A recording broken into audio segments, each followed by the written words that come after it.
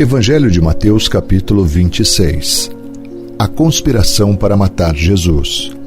Quando Jesus terminou de falar todas essas coisas, disse a seus discípulos: Como vocês sabem, a Páscoa começa daqui a 2 dias. O Filho do Homem será entregue para ser crucificado.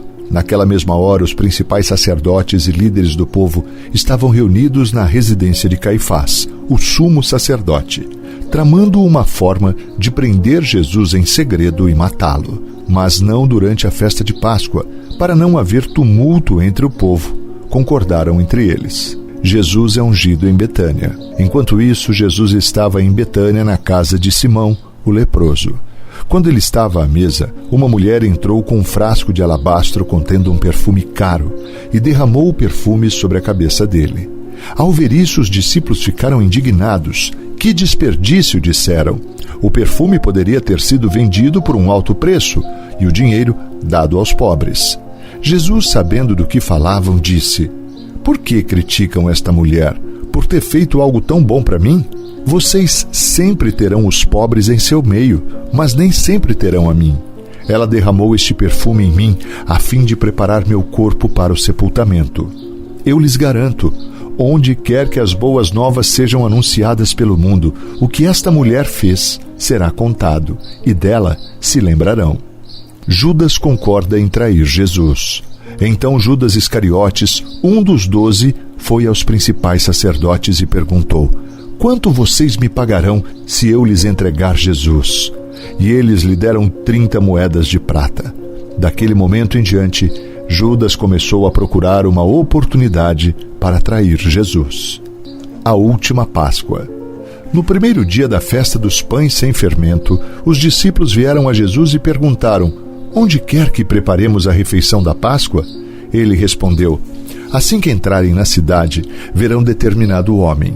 Digam-lhe: O mestre diz: Meu tempo chegou e comerei em sua casa a refeição da Páscoa, com seus discípulos.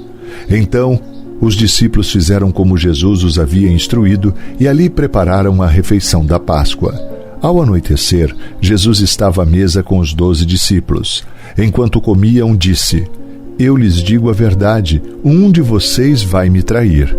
Muito aflitos, eles protestaram um após o outro: Certamente não serei eu, Senhor. Jesus respondeu: Um de vocês que acabou de comer da mesma tigela comigo vai me trair. O Filho do Homem deve morrer, como as Escrituras declararam, há muito tempo. Mas que terrível será para aquele que o trair! Para esse homem seria melhor não ter nascido. Judas, aquele que o trairia, também disse: Certamente não serei eu, Rabi.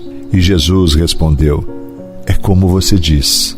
Enquanto comiam, Jesus tomou o pão e o abençoou. Em seguida, partiu-o em pedaços e deu aos discípulos, dizendo: Tomem e comam, porque este é o meu corpo. Então tomou o cálice de vinho e agradeceu a Deus. Depois entregou aos discípulos e disse: Cada um beba dele, porque este é o meu sangue, que confirma a aliança. Ele é derramado como sacrifício para perdoar os pecados de muitos. Prestem atenção ao que eu lhes digo.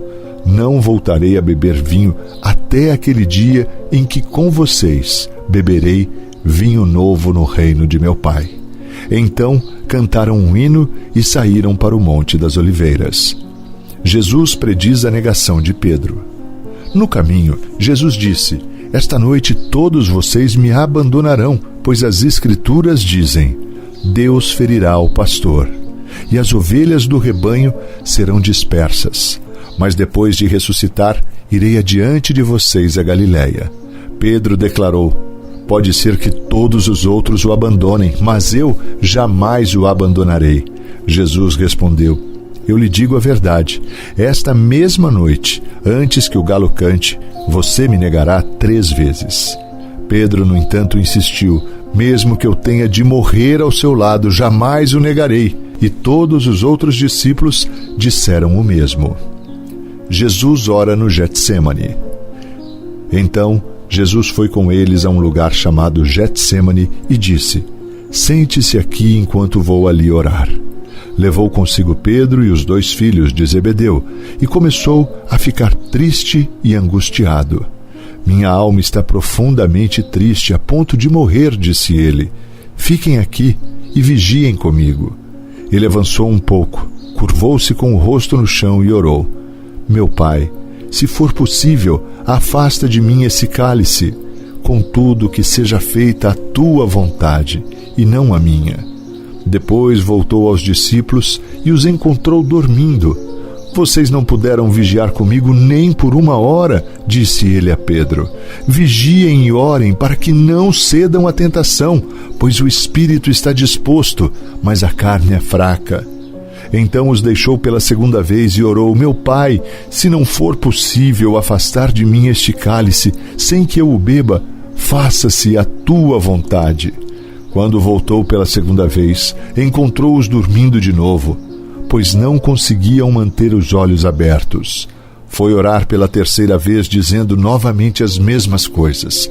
Em seguida, voltou aos discípulos e lhes disse: Como é que vocês ainda dormem e descansam? Vejam, chegou a hora.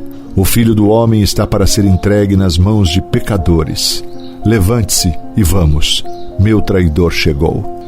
Jesus é traído e preso. Enquanto Jesus ainda falava, Judas, um dos 12, chegou com uma grande multidão armada de espadas e pedaços de pau. Tinha sido enviado pelos principais sacerdotes e líderes do povo. O traidor havia combinado com eles um sinal. Vocês saberão a quem devem prender quando eu o cumprimentar com um beijo. Então Judas veio diretamente a Jesus. Saudações, Rabi, exclamou ele e o beijou. Jesus disse: Amigo, faça de uma vez o que veio fazer. Então os outros agarraram Jesus e o prenderam. Um dos que estavam com Jesus puxou a espada e feriu o servo do sumo sacerdote, cortando-lhe a orelha. Guarde sua espada, disse Jesus. Os que usam espada morrerão pela espada. Você não percebe que eu poderia pedir ao meu Pai milhares de anjos para me proteger e ele os enviaria no mesmo instante? Se eu o fizesse, porém, como se cumpririam as Escrituras que descrevem o que é necessário que agora aconteça? Em seguida, Jesus disse à multidão: Por acaso sou um revolucionário perigoso para que venham me prender com espadas e pedaços de pau? Por que não me prenderam no templo? Ali estive todos os dias ensinando. Mas tudo isso está acontecendo para que se cumpram as palavras dos profetas registradas nas Escrituras. Nesse momento, todos os discípulos o abandonaram e fugiram. O julgamento de Jesus diante do conselho. Então os que haviam prendido Jesus o levaram para a casa de Caifás, o sumo sacerdote, onde estavam reunidos os mestres da lei e líderes do povo. Enquanto isso, Pedro seguia de longe até chegar ao pátio do sumo sacerdote. Entrou ali, sentou-se com os guardas e esperou para ver o que aconteceria. Lá dentro, os principais sacerdotes e todo o conselho dos líderes do povo tentavam encontrar testemunhas que mentissem a respeito de Jesus para que pudessem condená-lo à morte. Embora muitos estivessem dispostos a dar falso testemunho, não puderam usar o depoimento de ninguém. Por fim, apresentaram-se 2 homens, que declararam: Este homem disse: Sou capaz de destruir o templo de Deus e reconstruí-lo em 3 dias. Então o sumo sacerdote se levantou e disse a Jesus: Você não vai responder a essas acusações? O que tem a dizer em sua defesa? Jesus, porém, permaneceu calado. O sumo sacerdote lhe disse: Exijo em nome do Deus vivo que nos diga se é Cristo o Filho de Deus. Jesus respondeu: É como você diz. Eu lhes digo que no futuro verão o Filho do Homem sentado à direita do Deus poderoso e vindo sobre as nuvens do céu. Então o sumo sacerdote rasgou as vestes e disse: Blasfêmia! Que necessidade temos de outras testemunhas?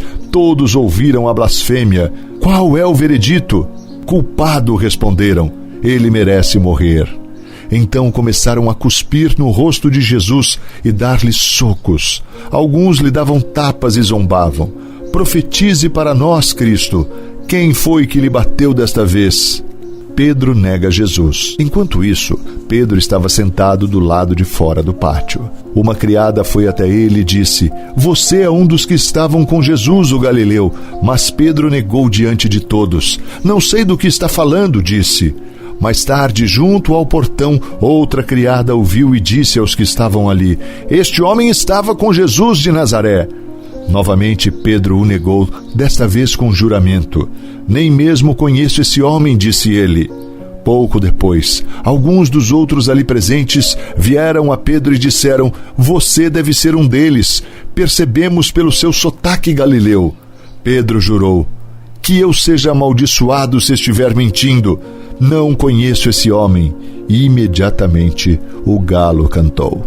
Então Pedro se lembrou das palavras de Jesus: antes que o galo cante, você me negará 3 vezes. E saiu dali, chorando amargamente.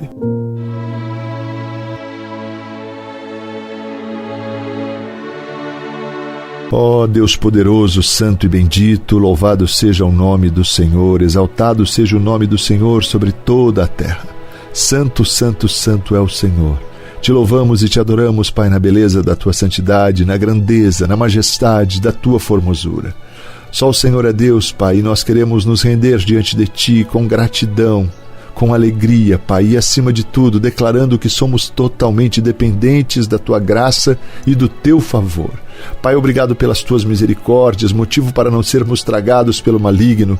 Obrigado, Senhor, pelo teu amor e pela tua graça que é derramada sobre as nossas vidas. Ó Senhor, nós queremos te louvar por tudo que temos, por tudo que somos, Pai. Queremos consagrar tudo que temos ao Senhor, declarar que tudo é do Senhor. Ó Deus poderoso, dá-nos a provisão deste dia, dá-nos, Senhor, o fôlego de vida, Senhor. Cuida da nossa casa, dos nossos negócios, da nossa família. Tem misericórdia de cada irmão e cada irmã que ora conosco neste tempo. Vem, Senhor, com bálsamo santo e cura, Pai, as enfermidades, Pai. Cura as dores e as feridas profundas na alma, porque não há outro remédio senão a tua mão, Pai. O Senhor é o Criador dos céus e da terra e de tudo que neles há. Só o Senhor é Deus e todo o poder está contigo. Oramos agradecidos ao Deus fiel, o Deus de Israel, o nosso Deus, em nome de Jesus. Amém e amém.